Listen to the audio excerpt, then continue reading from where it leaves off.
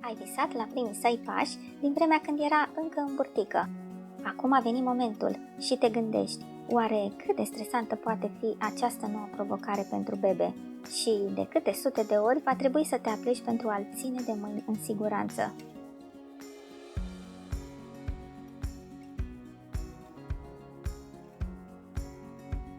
Încă 2-3 perechi de mâini ți-ar fi de ajutor, cu siguranță, dar unde le găsești? Hamul pentru bebe este suportul ideal. Fără dureri de umeri, gât și spate, pentru că nu mai este nevoie să te apleci mereu. Foarte intuitiv și ușor de folosit. Bebe capătă echilibrul mult mai natural, având mânuțele libere.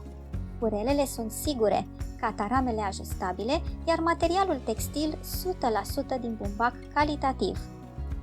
Varietate: bubniță, cățel sau urs. La început învățăm echilibrul și primii pași timizi.